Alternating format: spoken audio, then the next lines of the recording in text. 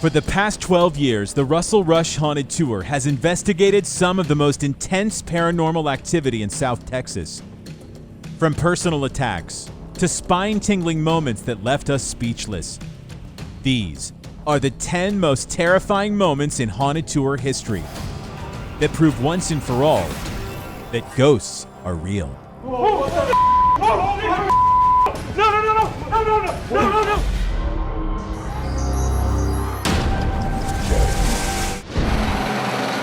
Our list begins with one of the most haunted bars in San Antonio, Texas. Pat O's was a really cool investigation. Anytime we can investigate a bar is good with me. That was actually my first investigation with the team. Yeah, I'm a little scared. I'm already scared. Pat O's was also a big one in Haunted Tour history because that's where we met Jack, who now runs our command. Yeah, he's the big scaredy cat. There was actually a lot going on there, which shouldn't be a big surprise since it's directly across from the Alamo. What people don't realize is because it's a bar, we only had access to the building from 2 to 5 a.m., so we kind of had to spread it out over 2 nights, which could explain the activity. Late into the second night, Vanessa and I were investigating on the second floor when we started hearing things. We heard a piano playing.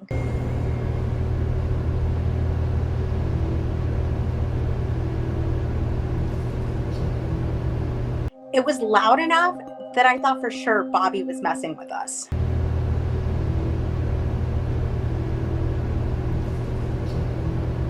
The Briar Suite on the second floor was the only room with a piano, so we rushed over there. Hey! When I slid open the pocket door of that room, I could still hear, it wasn't just a note, it was like a chord. Hey! It was incredible. That was one of my most awesome memories of Haunted Tour. Hey!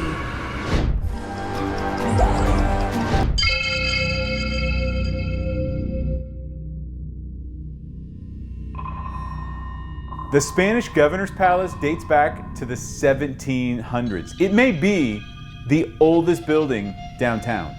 This place is from the time they used to entomb people in the walls. To me, it was a sad place. There were a lot of executions here.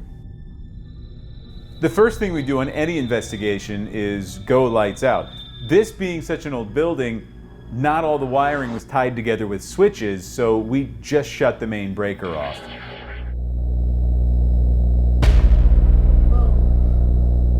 The lights still came on.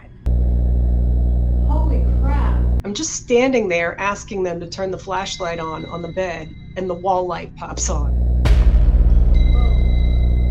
There was no power to the building. I remember we were all freaked out, and we went around and removed every light bulb in the building.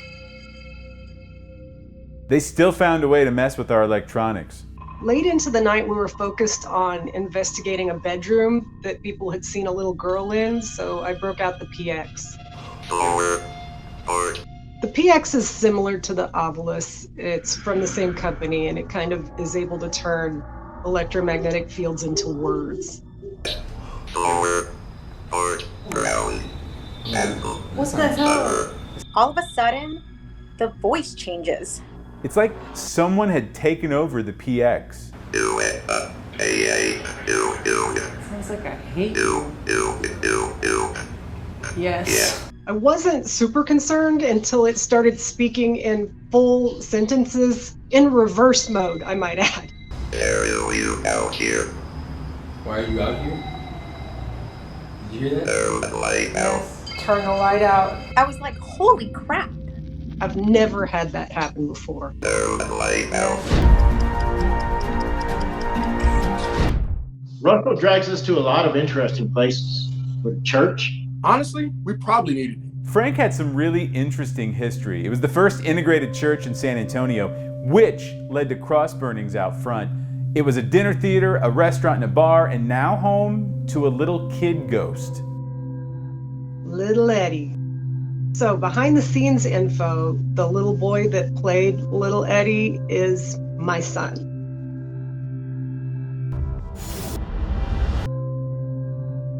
The investigation that night started out slow. During one of the later rotations, Daryl, Joey, and I went down to the basement, and we just started hearing noises. You heard it? Yeah, I heard it.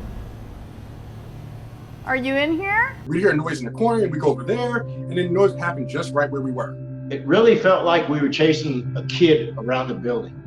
We went upstairs to the bar area, and that's when things got really intense. Normally our production crew is just there observing. They don't interfere with the investigation at all, but that night they were so freaked out, they started directing us.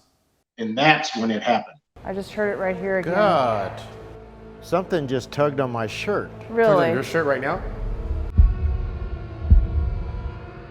I was just standing there, then all of a sudden I felt a tug. No one was there because I thought the cameraman was tugging on me to do something. You can literally see his shirt get yanked down. You know, we always kid Daryl about wearing the same shirt at every investigation, so who knows? Maybe little Eddie was getting in on the fun. If I had to rate that as far as my paranormal experiences that I've been through, that's number one.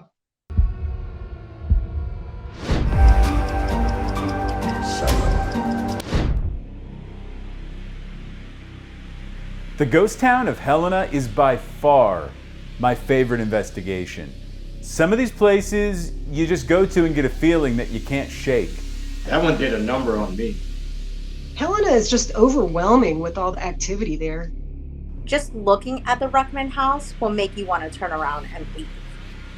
You're dealing with a ghost town full of outlaws that by definition aren't good. This is one of the meanest, toughest places in the Old West. All that and the talk of some demonic activity. Do people come in here and say that there's like demonic stuff here or what? This was the first investigation where I think we all realized how dangerous this really was. I never ready for any of this, but at that time, I was not mentally prepared for all of that. When we got there, we realized the situation was more dire than we thought when Barry told us about his ex-wife who still lives in Helena. The ghosts in Helena hate her and threaten to kill her. It's never a good sign when a spirit calls out someone like they did Lydia, but I never really was that worried about it until something happened to me. This was serious. As we went through the night, we experienced a lot of activity, but nothing stood out about the mob. Until we got home, reviewed the evidence, and caught the EVP. And just being on the land was creepy. Yeah, not me. It's creepy. Yeah, not me. Get mommy. Yeah, not me. It's creepy. Yeah, not me. In reviewing the audio evidence, I think that I was just in a state of shock. It's pretty amazing when you can substantiate the claims that you were told about. Yeah, not me.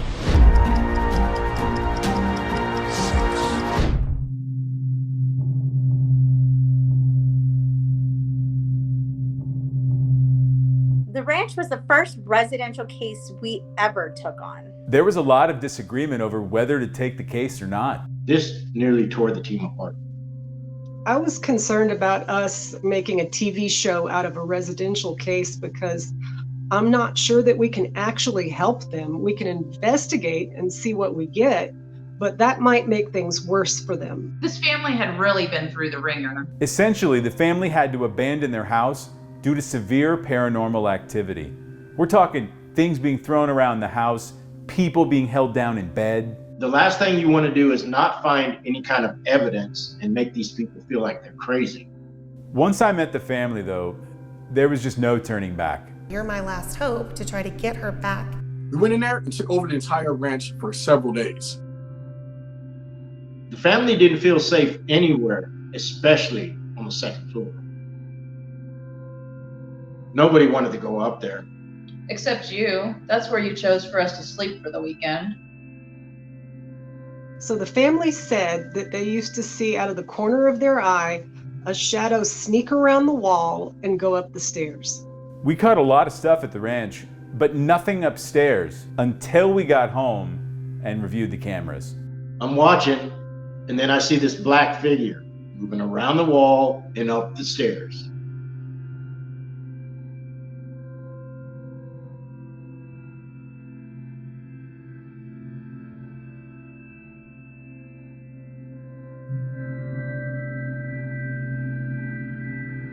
We captured exactly what they had seen. It was unbelievable. There it goes. Around the wall and up the stairs. You just see it walk up step by step. I still get chills when I see that. And to think whatever that was up there watching us sleep. The ranch was pretty intense. My only regret is that we couldn't get the family back home.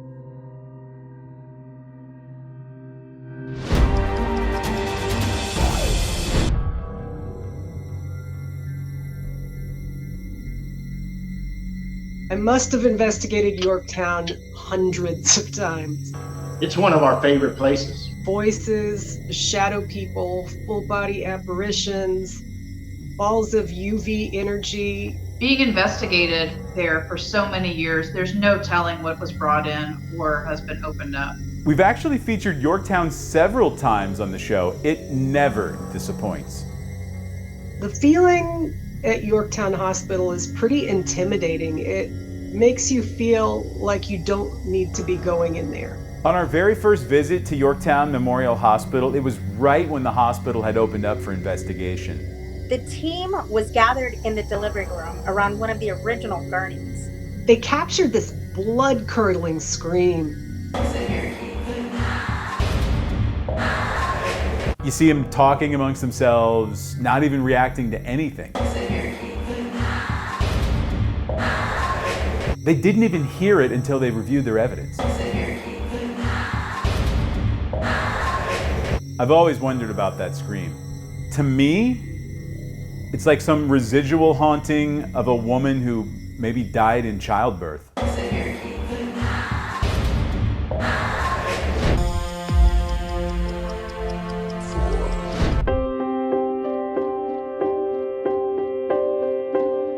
Our documentary of the murder in room 636 at the Gunter Hotel is my pride and joy. That's the story that I've been wanting to tell for over a decade. It's San Antonio's biggest unsolved mystery. 50 years after the murder, this was in 2015, we approached the hotel and they were all on board. We set up shop. We essentially had our own office on the 6th floor.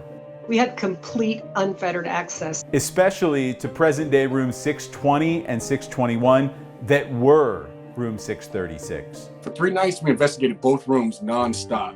The murder in room 636 is by far the most gruesome murder in San Antonio history. A man takes a woman up to his room, kills her, no body's ever found, no evidence other than gallons and gallons of blood. The aftermath photos are disturbing. For years, people had been reporting activity that could be paranormal on the 6th floor. They believe the alleged murderer, Walter Emmerich, is still there.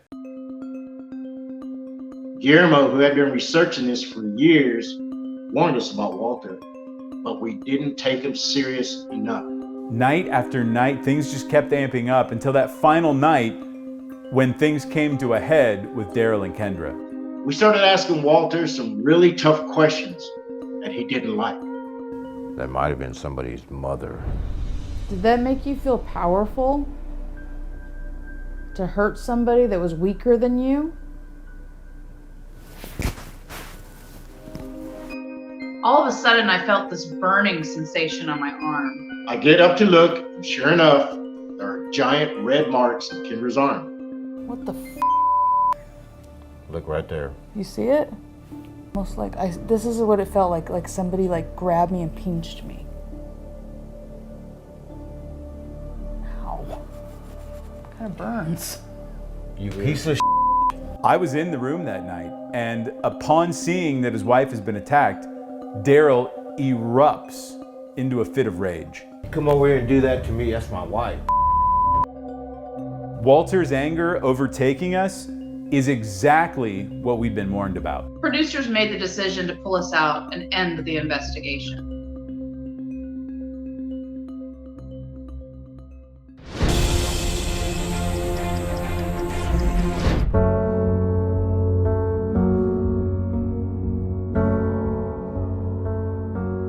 That whole weekend at the jail was pretty rough on Russell. I got a speeding ticket. I kept getting locked in jail.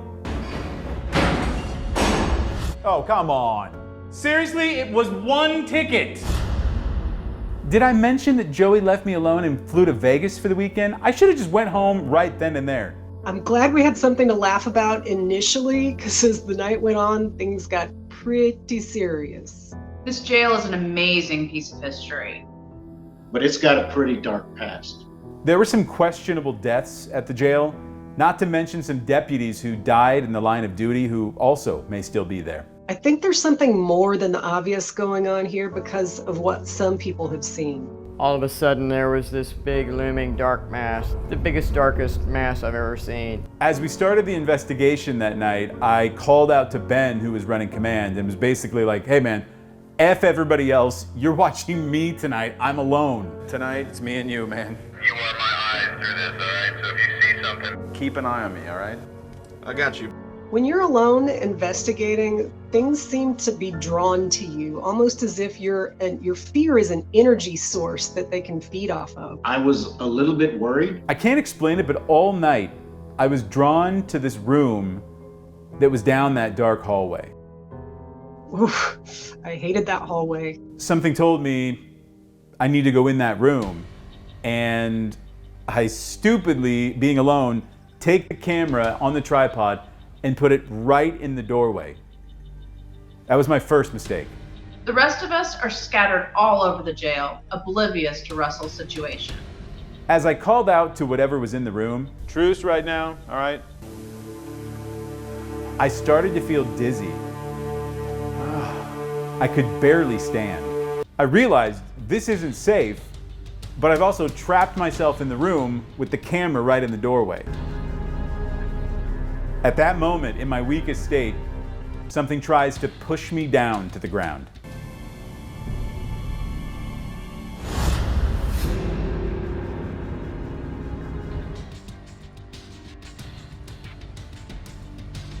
I stumbled, but gathered myself, and then luckily had my walkie in my hand so that I could radio for help. The minute that call came in, I knew he was in trouble. Are you shaking? I probably. When we found Russell, he was sweating profusely, breathing heavy, and shaking. After they got him out, I went to go see him. He didn't know where he was at. Daryl told me I sat out there for about an hour, shaking. I don't remember any of it.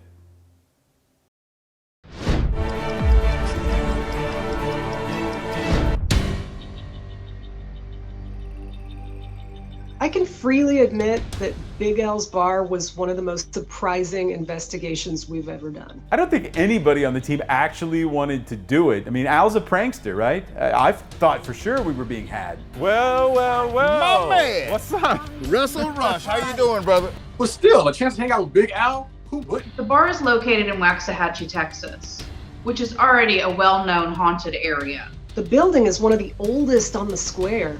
The staff reported all sorts of things. I mean, glasses falling, hearing a man's voice, somebody clearing their throat. But again, it's a bar. You never know. This is one of the first investigations where we used Daryl and Kendra's portal. So the portal is an ITC device that scans radio frequencies, and spirits can talk through the white noise. We turned on the portal, and it was like the floodgates opened. Messing? What are you yellow? It said, I am yellow. This thing was talking like crazy. Do you know where you are?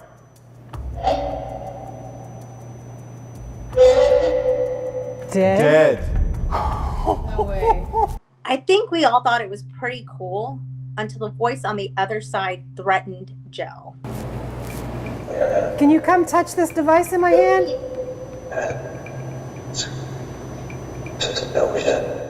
I was investigating a noise in the kitchen, and the voice says, "You'll be dead." So I got the hell out of there. Listen, devices like this are cool, but you have no idea what you're dealing with from the other side. Who'll be dead?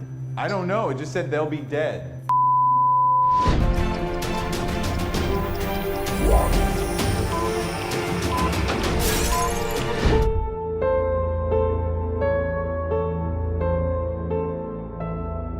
to investigate Six Flags Fiesta Texas was really cool. I used to work there, and even I didn't know all these stories.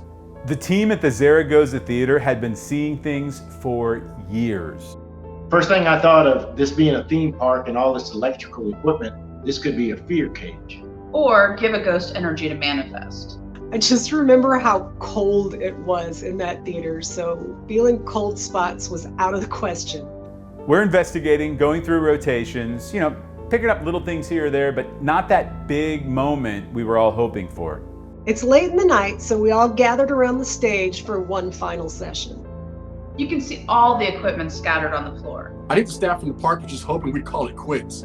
Jell starts using the ovilus, and it calls out Daryl's name. It kept saying, Daryl, up. Up. So I headed up to the balcony. As we were all looking up, Mike, our editor and director of photography, was pointing his camera at Jell on the stage. Eye up. Eye up. Out. The ghost meter just slid across the floor. The thing is, nobody saw it when it happened. Russell calls me days later at 2 a.m. yelling, "We got it! We got it!" There is no explanation for that equipment moving. If that doesn't make you a believer, I don't know what will.